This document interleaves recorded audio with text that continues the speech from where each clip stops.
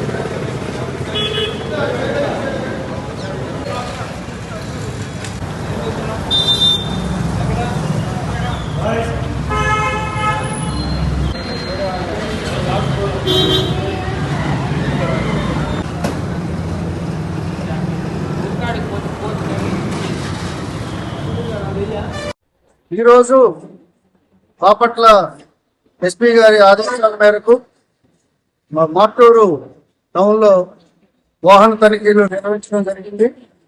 మరి చాలా మంది వారి వెహికల్స్ సంబంధించిన రిజిస్ట్రేషన్ సర్టిఫికెట్లు కానీ డ్రైవింగ్ లైసెన్సులు కానీ లేకుండా వాహనాలు నడపడం గుర్తించడం జరిగింది.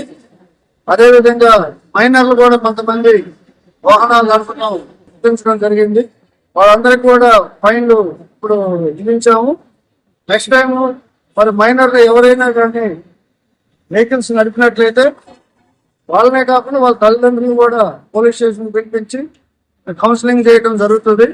అదేవిధంగా మరి రెండోసారి మూడోసారి అదే రిపీట్ అయితే వాళ్ళ పైన మరి మోటారు వెహికల్స్ యాక్ట్ ప్రకారం కేసులు కూడా నమోదు చేయడం జరుగుతుంది. కాబట్టి తల్లిదండ్రులందరికీ కూడా చెప్పేది, వారి మైనర్ పిల్లలకి ఎట్టి పరిస్థితుల్లో వాహనాలు ఇవ్వకూడదు. అవి మరి రోడ్డు ప్రమాదాలు జరగకుండా నిరోధించడానికి తీసుకునే జాగ్రత్తల్లో భాగంగా మరి ఈ రోజు ఈ వాహన తనిఖీలు నిర్వహించడం జరిగింది.